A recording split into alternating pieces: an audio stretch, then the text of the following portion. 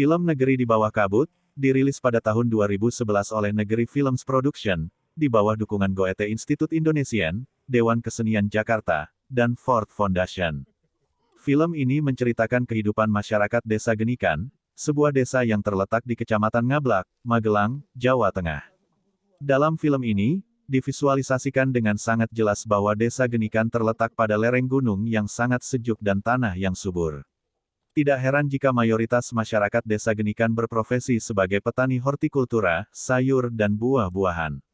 Sepanjang film, penonton disuguhkan suasana kehidupan desa yang sederhana, ramah, dan tradisional. Dalam suasana seperti itu, tergambarkan juga kebingungan, kekhawatiran, dan perjuangan masyarakat untuk terus hidup. Dunia berubah dengan cepat namun tingkat kesejahteraan tidak meningkat, bahkan cenderung memburuk. Para aktor, yang merupakan masyarakat Desa Genikan, sering dihadapkan pada situasi sulit yang membuat mereka terpaksa mengambil sebuah keputusan berani. Pada awal film saja, para petani dihadapkan pada kenyataan bahwa tanaman kentang yang mereka budidayakan berwarna kehitam-hitaman dan berdaun busuk. Hal ini menandakan bahwa akan ada banyak kentang yang busuk dan musim tersebut berpotensi gagal panen. Melalui berbagai dialog, para petani menduga kebusukan tersebut akibat adanya perubahan musim. Padahal, menurut perkiraan hujan seharusnya sudah mulai mereda, tetapi kenyataannya hujan malah turun setiap malam hari. Akhirnya, mereka memutuskan untuk melakukan penyemprotan pestisida setiap hari. Bahkan, salah satu petani yang sedang berkumpul mengusulkan mencari dukun untuk menyelamatkan hasil panen kentang mereka. Seiring berjalannya adegan film, terungkap bahwa ada salah satu permasalahan fundamental yang tak kunjung terselesaikan, yaitu pendidikan. Mayoritas masyarakat di sana belum terlalu memikirkan soal pendidikan. Lihat saja bapak dari Arifin yang secara gamblang mengakui bahwa ia tidak sekolah. Dalam dialog film pun digambarkan bagaimana ia menyayangkan jika anaknya tidak melanjutkan sekolah. Kamu sudah dapat nilai tertinggi, sayang sekali kalau nggak bisa melanjutkan sekolah, katanya. Namun di sisi lain, ia menginginkan Arifin untuk membantunya bekerja. Ada hal yang mendasari mengapa Arifin diarahkan oleh ayahnya untuk bekerja dibandingkan melanjutkan studi. Dalam sebuah dialog antara Bapak Arifin, istrinya, dan temannya, dipaparkan mengenai total biaya yang harus dikeluarkan untuk menyekolahkan anak. Untuk menyekolahkan anak di SMP negeri, kira-kira mengeluarkan biaya pendaftaran sebesar Rp750.000.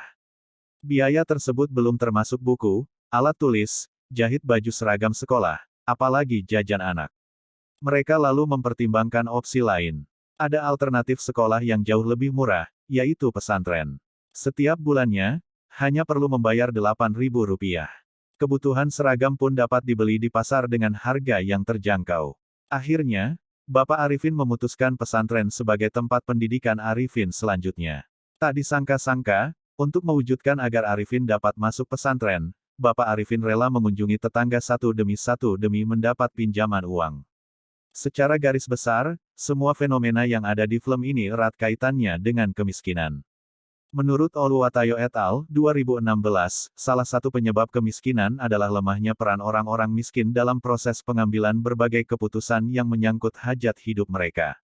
Lemahnya posisi tawar para petani di Desa Genikan dalam proses penentuan harga karena kuatnya intervensi dari para tengkulak pengepul, menyebabkan mereka sangat rentan menjadi korban pemiskinan akibat transaksi yang tidak adil. Bayangkan saja, komoditas kentang hanya dihargai Rp2.500 per kilogram, seledri Rp6.000 per kilogram, dan sawi hanya dihargai Rp1.400 per kilogram.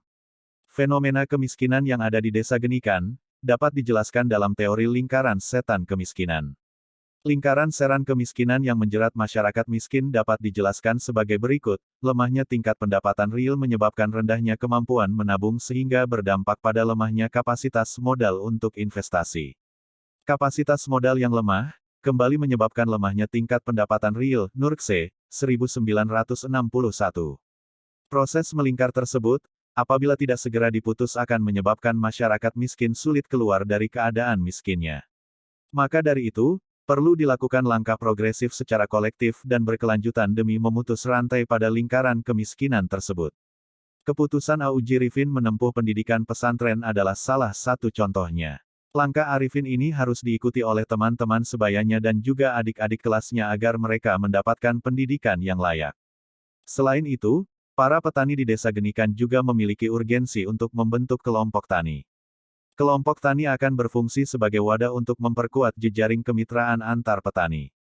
Kelompok tani juga akan mempermudah para petani untuk memecahkan permasalahan yang sedang dihadapi bersama, seperti masalah-masalah yang digambarkan di sepanjang film.